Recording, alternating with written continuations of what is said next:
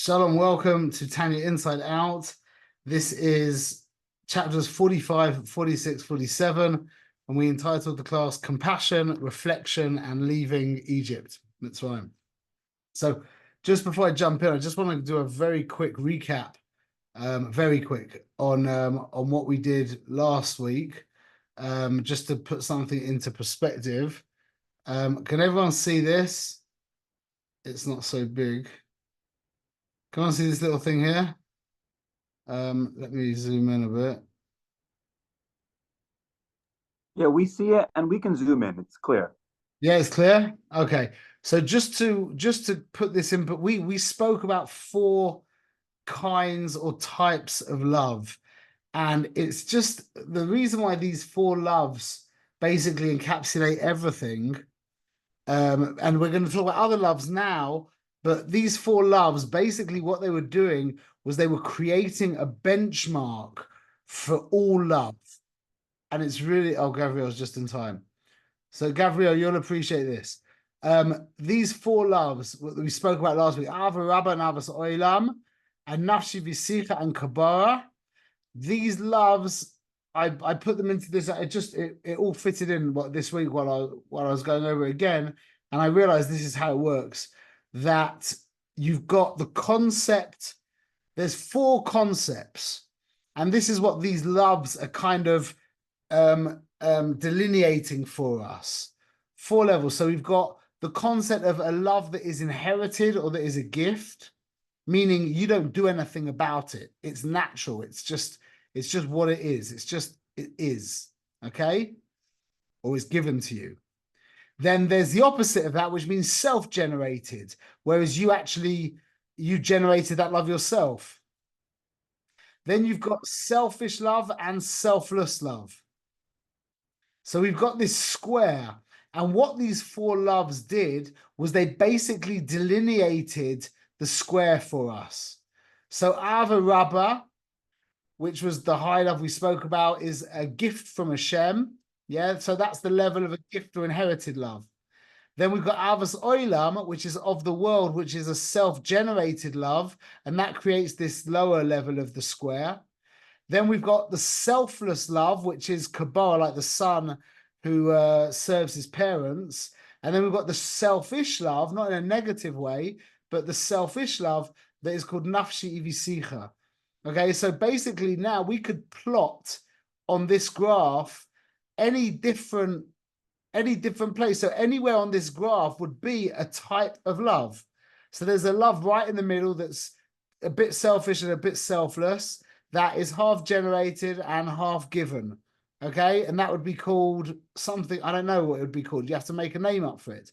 But the Rebbe made up names for the 4 loves that delineate the entire spectrum or world of love, so to speak. Is that clear?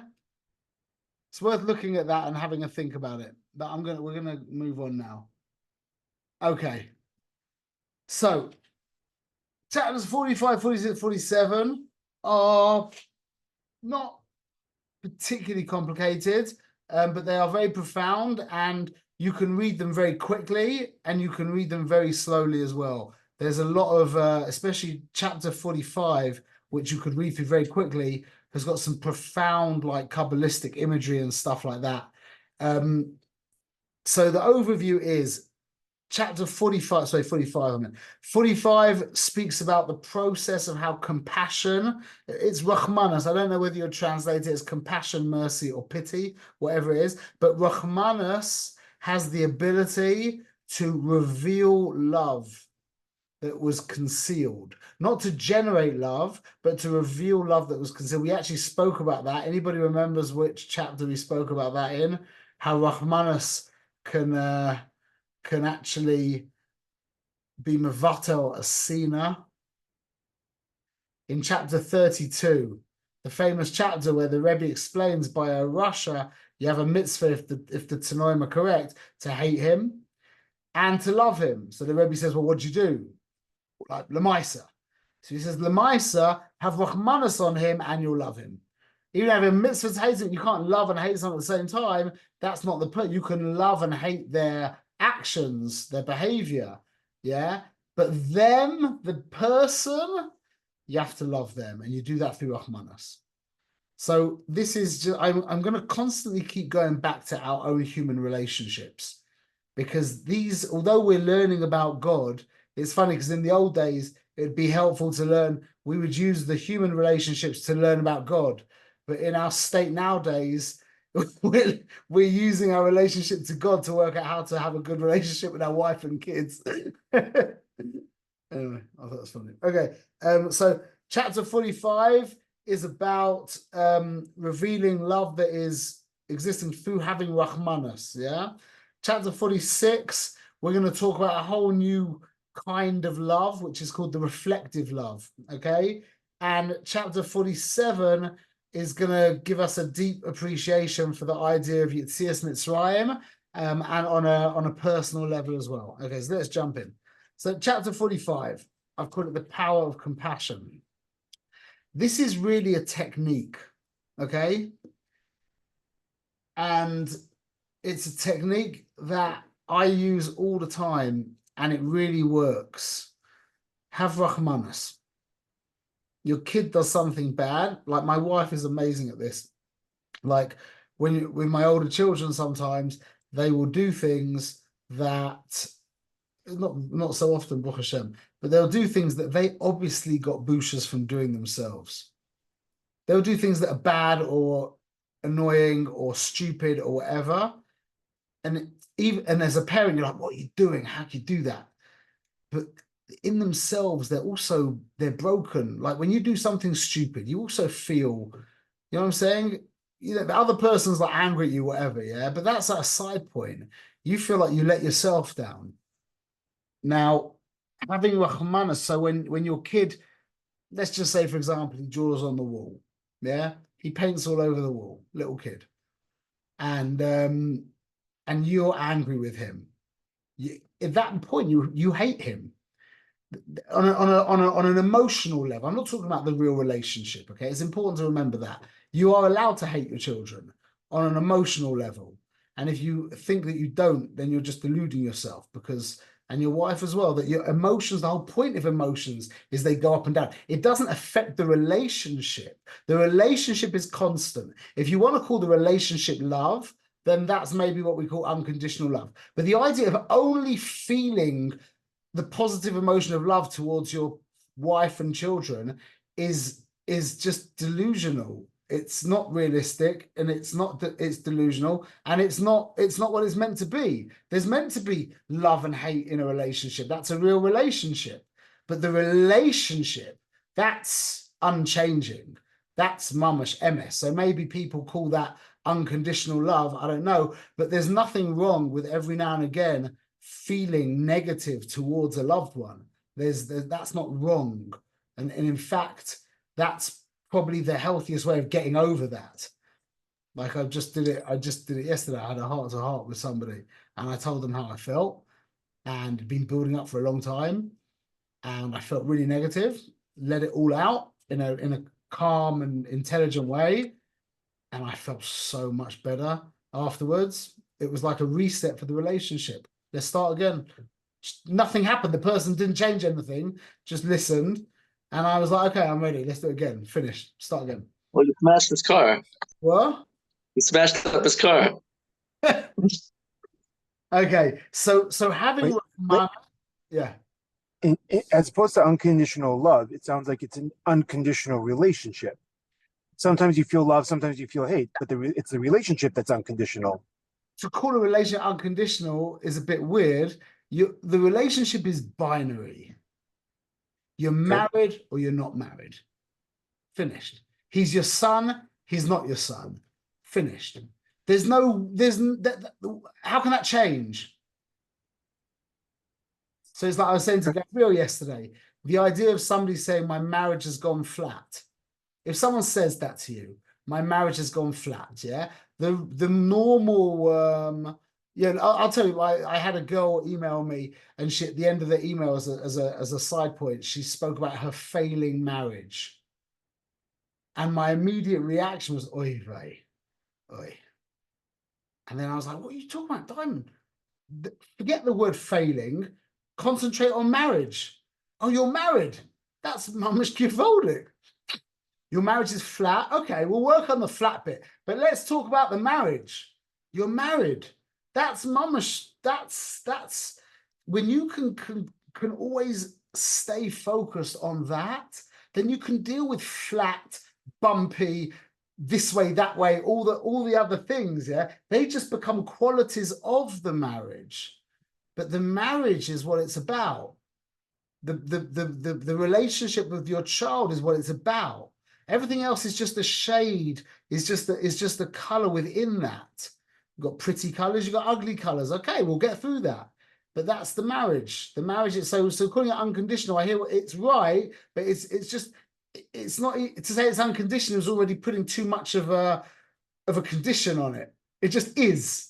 It just is. The relationship is like the person is. That's a very important point. Anyway, so having Rahmanas on a person who's being an idiot, who you hate, helps you to love them.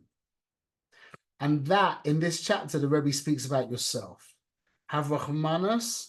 What's the Rahmanas? The Rahmanas is the Nefesh Elokis is being dragged into this egotistical life of yours, this selfish whatever life of yours. Yeah, it's getting dragged through the dirt. He talks about what's called Rehita Moicha. It's he brings a pasuk from Mishlei, which is Melech Asur Berehitim. Rehitim means like chains, the chains of the moyach. And this, I mean, we speak about this all the time. What is it that what does it mean Hashem is bound up in the chains of the mind? That's talking about our insane, repetitive thought processes. That's what he's got, and that's what gives us these identifications that we're caught up in all the time. Yeah, that's called Hashem being bound up in the chains of the mind, and that's called the Ruach Shtus, and that is what allows us to do bad stuff. And we're having Rahmanas on the fact that he's having to get dragged through all of this stuff, that the Nefesh Elokis is getting dragged through all of this stuff. And that will free, that so to speak, frees the Nefesh Elokis. And he says that is a really, really good way to bring yourself back to a new resolve and a recommitment to your Avodas Hashem, Torah and mitzvahs. And that's so when we do things that are wrong and we feel down, instead of feeling down, what we're meant to do is convert that to a Rahmanas. We're meant to have a Rahmanas on the fact that the neshama is getting dragged into all of this stuff, and that, so to speak, that releases the neshama, and it allows you to be poil again. And he says it can bring you back to doing mitzvahs lishma.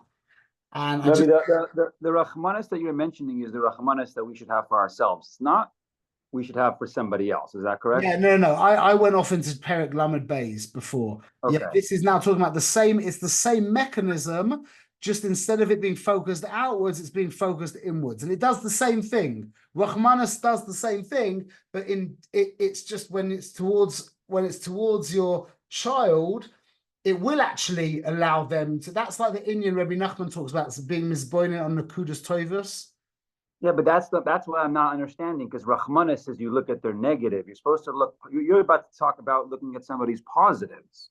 That's different than Rahmanas. If I have Rahmanas on somebody, that means, look at the negatives they're going through. But I thought Rav Nachman is saying, no, you're supposed to look at the positive, all the positive. Yeah. No, but all I was saying is that it has the same effect, in that when you look at them and you go, oy vey, unfortunate for this person, what they're going through, that's Rahmanas, it can, on a kind of mystical level, schlep them out. Just like when you look at the Nakudas Tovos, it can also schlep them out. That was all I was talking about in that case. But the Rahmanas, really, the Ikka point of the Rahmanas is when I'm having Rahmanas on my child who's being naughty, not that I don't machanech him, but I have Rahmanas on him, the fact that I don't like him, that will help me actually come to like him. That will help me feel positive towards him. And the Rebbe is saying, in regards to ourselves, when we have Rahmanus on the fact that the Nefesh Elokis is going through what it's having to go through, that will also bring us, that can also bring us back out of the pit and have us recommit and get back on track, basically. Okay, Yitzi, you there? You frozen? Are you there? Okay. No, I'm here. Good. Okay, so I just wanted to say that in regards to Melech Asur Barahitim, we could talk about this for hours. We have spoken about this for hours. The idea of Hashem being bound up in our crazy thought processes. I really want to get into something right now, but it's so good, but it's just not on topic.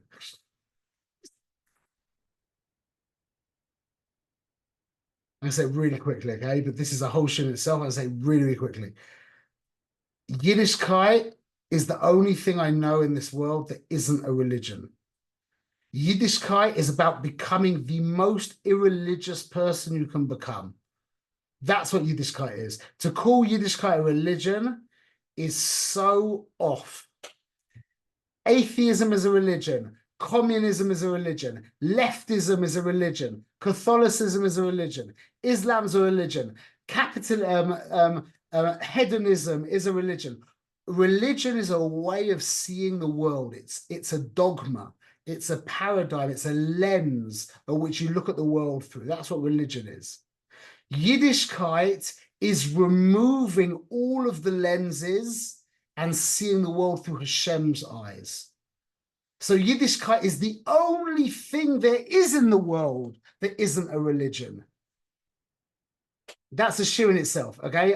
If you don't understand it, you have every right not to understand that, because I just spoke to my dad about that for 45 minutes.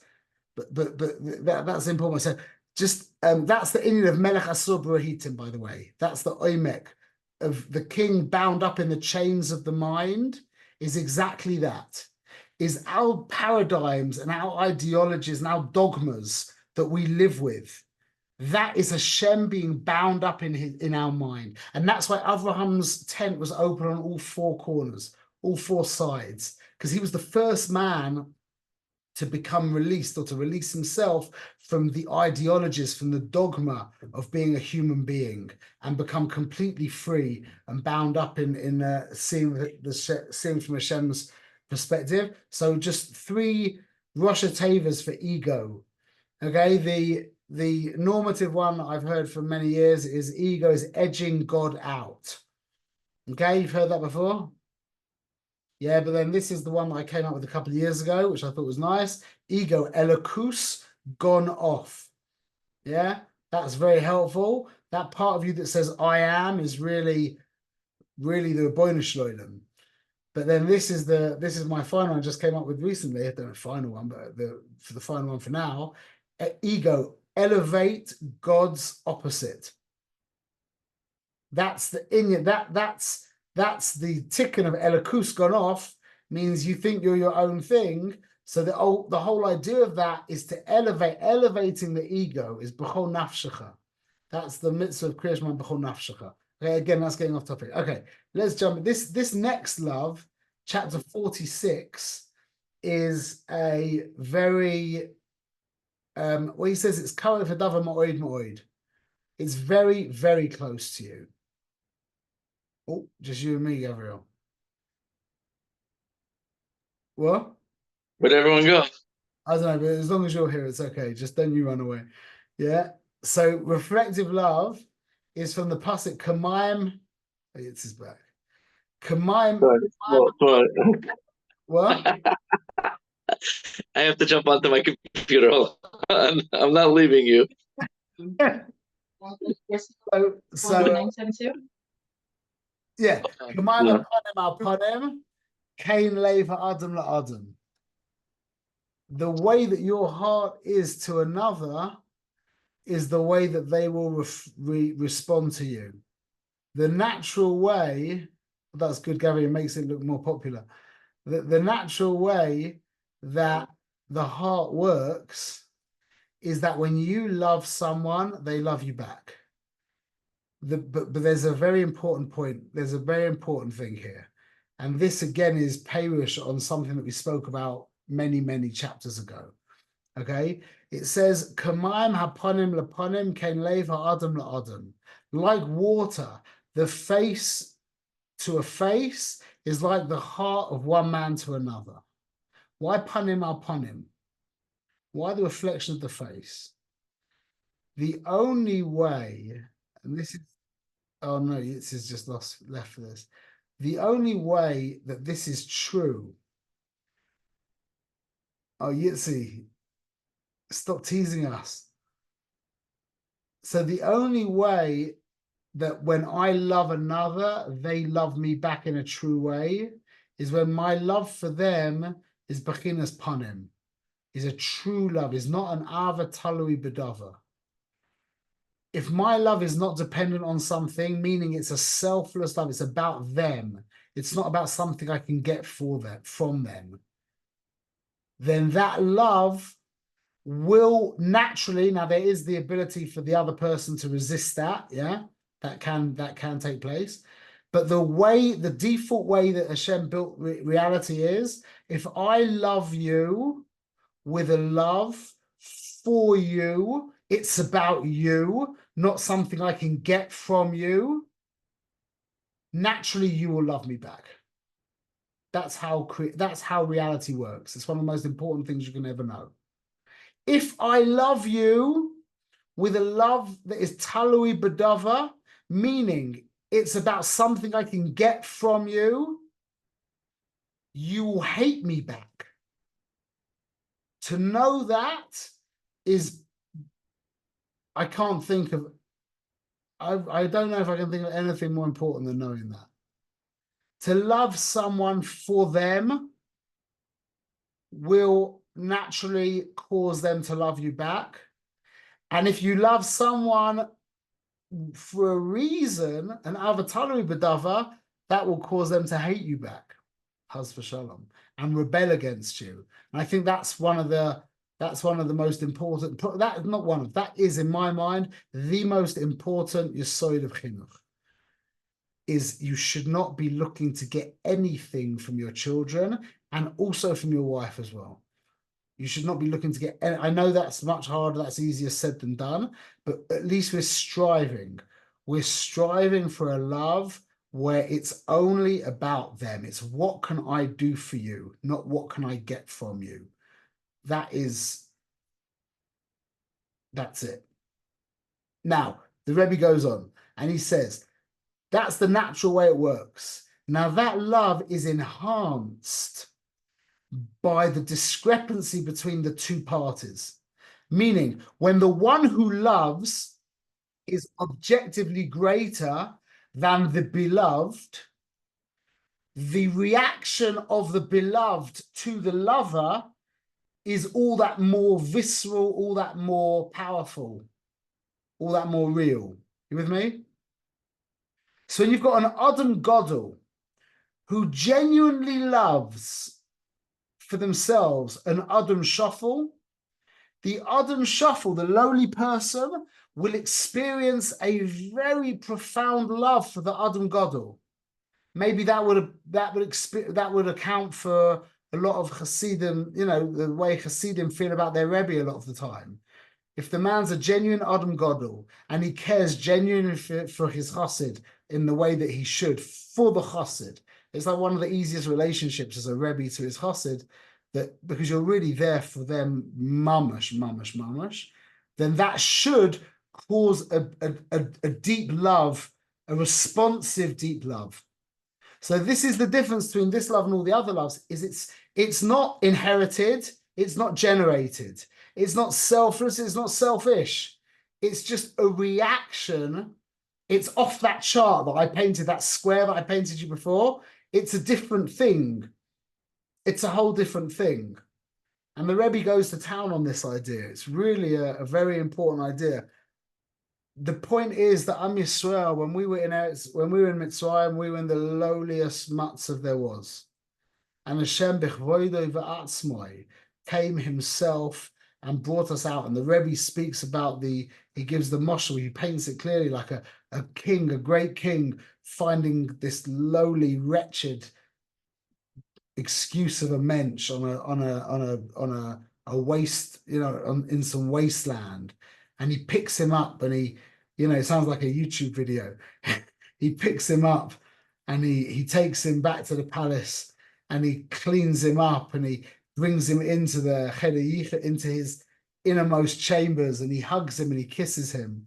And he says that was analogous to Hashem himself coming to Mitzrayim, pulling us out of Eretz Oretz. We were in the 49th level of Tumah, and he brought us to Har Sinai, and he gave us his Torah and his mitzvahs. Torah is kisses, mitzvahs is hugs. He embraced us, he kissed us. And he said that's in the Yiddish soul, mamash. That experience and that's why he says we talk about it so much. I mean, davening is, how much of davening is Yetzias Mitzrayim? Mamash, there's a lot of Yetzias Mitzrayim in davening. That the whole point of davening is generating emotion, feeling emotion, etc. Avodah Shabalev, that's the whole avodah of tefillah. So mentioning Yetzias Mitzrayim over and over and in the detail that we do is exactly what we're talking about. This is this reflective love, but keep really connected to this inyan of panim al panim. It's kamayim hapanim lepanim kain leva adam la adam. When the love is a real internal, true love, it is not dependent on something, and it doesn't have an agenda. It's not trying to achieve something from this person. You're not trying to get something from this person. It's for the person. Yeah, then they will reflect back to you. And that's what we're meditating on when we're thinking about Yetzias Mitzrayim. That Hashem, for like what Gabriel, what you said about Purim, which I think was magnificent. It's the same inyan in Mitzrayim, where we had no reason to be saved. That was a revelation. I suppose that's a kash on what you said, because it says that Mitzrayim was the same million. But that we had no reason. There was no reason why Hashem should redeem us. I think, just to tell you a personal story. The difference is that Mitzrayim, we saw Hashem. Yeah. Which means it was less of a Hester Panim for whatever reason. Say it was even more because we saw it. The love was reactive, like what we're speaking about right now. It was exactly the point. It was al korchoi. It was ma'elav. It was irresistible. It happened. We couldn't resist it. But I'll tell you as a personal story, probably maybe the most important thing that ever happened to me in my life was when I was 15 years old. I got expelled from school, for drugs and just being a right rat bag. And I went down I did not go down in a blaze of glory. I got ostracized. My friends' parents wouldn't let me in their houses. It was terrible. I got kicked out of school. It was a horrible matzav, yeah. And I remember my dad picking me up from school that day. It was like a half an hour drive home. And he didn't speak to me the whole drive back. It was terrible. It was horrible. And I just remember that he didn't let go. He stayed with me. And he had absolutely I brought shame on the family, big shame on the family. He had every reason to just just leave me alone, get away. But he stuck with me. He got me into a new school, and I feel to this day, that was 30 years ago. I feel to this day that's like a lot of the foundation of my entire being, is that I saw my dad's relationship with me. And it was, and it's dafka in your lowest position, in the place when he has no reason to love you, and he demonstrates his love for you. That's exactly what we're talking about, and that's the foundation of our relationship with the Ribono Shel Olam. That is Mitzrayim. There was no reason. We were in such a matzav, and he came and he brought us out. And that's the foundation of our relationship. Just like I just said, on a personal level, it's like the relationship with my father, which is founded on that thing that happens when I was 15 years old, and he didn't let go of me, Baruch Hashem. Yeah. So anyway, then the Rebbe speaks about the concept of marriage, and this is really, I mean, we've spoken about this, but he just goes into it. this is a share Kiddushanu b'mitzvah isav. Kiddushanu is Lashon Kiddushin. He married us. This is the inyan of marriage. The inyan of marriage again is that the relationship, the relationship is what I think people, that's what people call the unconditional love. Yeah, I hope it is anyway. But that is the relationship. If you want to call it love, you can call it love. Yeah, but it's the relationship.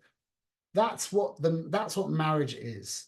And within that, you can have the different nuances and the different colors and flavors and experiences, etc. But the actual relationship, and this is a very important point, is that you can't experience the relationship. The relationship is not available to experience. What is available to experience is expressions, individual expressions of the relationship. But the relationship is so sacred, it's the foundation of all of those experiences, of all of those expressions, that it's not open to any kind of feeling. So I painted this picture. I said this to, maybe I said it to Gabrielle as well. I said it to another friend of mine. The idea of taking your son on a camping trip. Yeah. You take your kid on a camping trip and you go through, you're there for 24 hours. You go through a whole bunch of different experiences. You're in the car ride with the music and, with the air and with the hood down maybe. And it's, all, yeah. Then you get there and then you go off and you're trying to collect wood and there's another experience there. And then when you're making the barbecue, your kid's like messing with stuff and he drops your phone in the fire and you get all angry.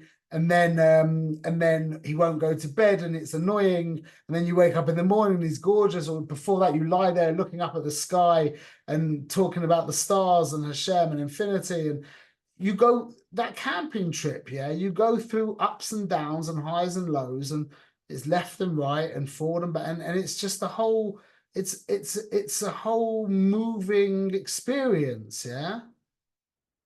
But the fact that he's your son, which is where all of those experiences are coming from. Or in the moshel, it's really the trip, the actual camping trip in the moshel, yeah? From the camping trip, there's all of these experiences within the camping trip.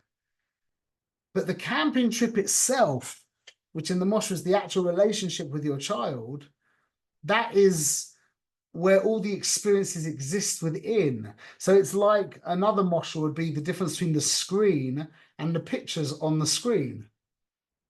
The screen is unchanging. Doesn't matter what kind of images are going on the screen is always the same. And when we can be connected to that, then we can experience the pictures for what they are. They're just momentary. We can enjoy them, and some of them aren't very enjoyable. We can get through them. Gamze Yavor. It's exactly the Indian of Gamze Yavor. When it's good, Gamze Yavor, enjoy it while it's lasting. When it's not good, Gamze Yavor will go past. But the only way you can really do that is when you're very aware of the screen. You with me? You're very aware of the trip.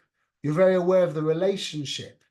Then you can appreciate the experiences within the relationship for what they are, which is moving manifestations of something that's much more holy and much deeper and much more real. Okay, that's very, very important. That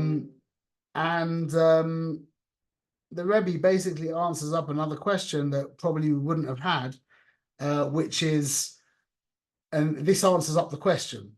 You would think maybe that a big tzaddik who you see him experiencing Shabbos, yeah, you watch him the whole day of Shabbos, and he's really somehow viscerally, physiologically experiencing Shabbos, yeah? You would think that if he was to violate Shabbos, he should get a more severe punishment than like you and me, who aren't really experiencing Shabbos. It's a good question. It's the Rebbe's question on the idea. A man who is more connected to Kedusha, l'choira, he should receive a more severe punishment for breaking the kedusha, for breaking for violating Shabbos or the holiday. But there's no what's the word? The idea of madregas in punishment, al pi Yiddishkeit, doesn't exist. It could be maybe in Yanim and whatever, yeah. But the actual a guy who breaks Shabbos, whether he's an Amma Oretz or a Talmud Chochem, they both get skila. That's the punishment. There's no madregas, and this is exactly the whole point of what he's saying, is that because the difference between him and you is just on the level of experience and manifestation. You are as holy as him. When you look at it on a level of the screen, or on the level of the championship, or on the level of the relationship, it's binary. The difference between the tzaddik who has actualized it is not on the level of the screen, it's on the level of the image on the screen. His screen and our screen is the same thing. That's the kesher. That's it. That's the kesher with the Rebbeinu Shalom. That's the relationship. So he's experiencing a completely different movie to us. We're watching, like, reruns of I don't know, some rubbish movie from the 60s, and he's watching. I'm gonna let go of this mushroom. Yeah, but the pictures that we're watching are very different.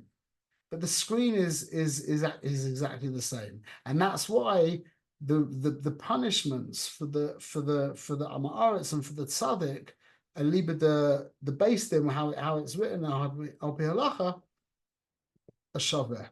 That's what the Rebbe says at the end of chapter 46. And then to finish off chapter 47, he speaks about leaving Mitzrayim daily. We basically spoke about this earlier. I kind of went forward a little bit. In that he describes leaving Mitzrayim as the breaking free of the moicha. He doesn't say those words, but the idea of breaking free of whatever is binding you up, that's called Yetzias Mitzrayim. So there was the Metzias Mitzrayim that actually happened, which was the Yidden being redeemed from Mitzrayim, the actual land of Mitzrayim, on a daily basis. And this is where our courage comes in, yeah, and our foundations come in. His kashrus to the screen as opposed to the picture, yeah, is that when on a daily basis, the leaving Mitzrayim is to do with letting go of all those preconceived identifications that you have, which the Rebbe just calls as being identified with the guf. So Yetzias Mitzrayim is really a disidentification from the guf and a re-identification with the ruach. That means letting go of the guf and getting connected to the neshama. That in the Loshen of 2024 would be with our intelligent psychoanalysis and understandings of the mind, would be the letting go of the identifications that we have built up that give us security and solidity and all those things, and being able to let go and to go into the desert and to follow Hashem. That's Yetzias Mitzrayim. And he says we have to do that on a daily basis. And that's Shema. Shema is Hashem against Shem Echad. Echad means I'm merged with the Rebbeinu Shalom, and I'm shedding all of these strong walls, this fortress that I've erected around myself with these ideologies and dogmas and paradigms, etc.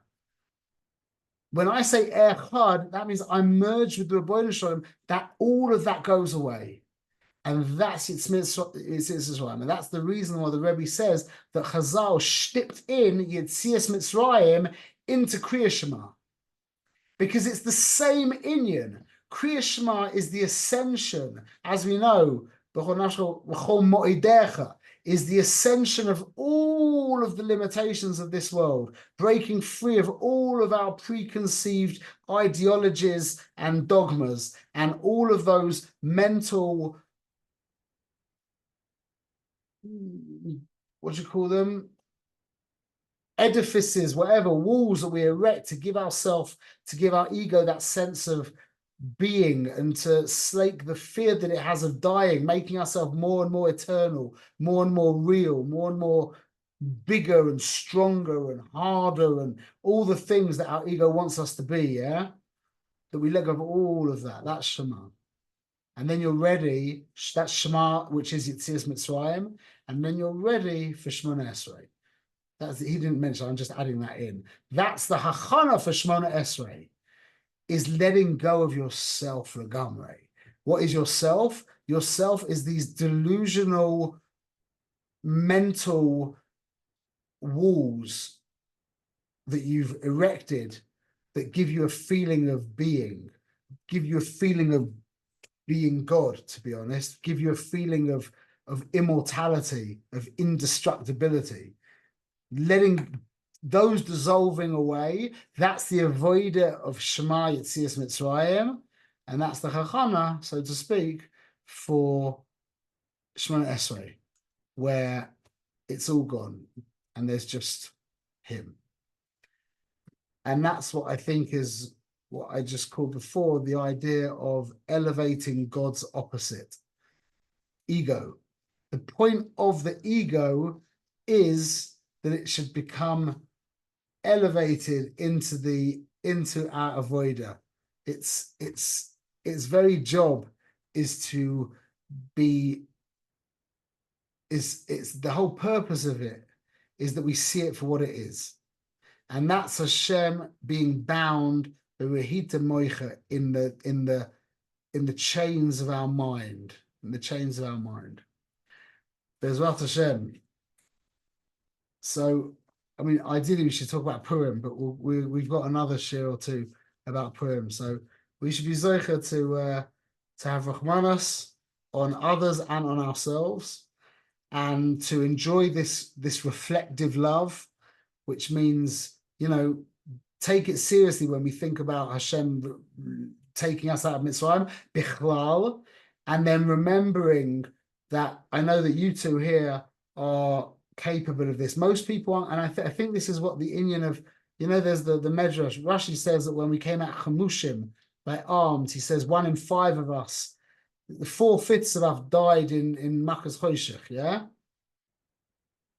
But then in the Medrash, it goes on to say, so Rashi says for 1 out of 5. The Medrash gives 3 other opinions. It says 1 in 50, 1 in 500, even says 1 in 5,000. 4,999 Yidden didn't leave Mitzrayim is one of the opinions in the Medrash. And I think what that's referring to is the number of people who are prepared to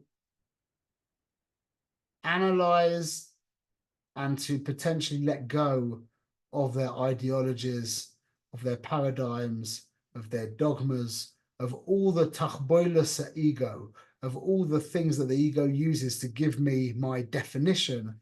That's a very, very rare, that's a rare man. It really is a rare man. And that's what we have to do every single day. Every day. By Kriya Shema, by Yetzias Mitzrayim, I'm prepared to let go of everything that I've known so that I can come to you, Rebbeinu Shalom. Bechinas Avram Avinu. We should be zeicher, Bezrat Hashem.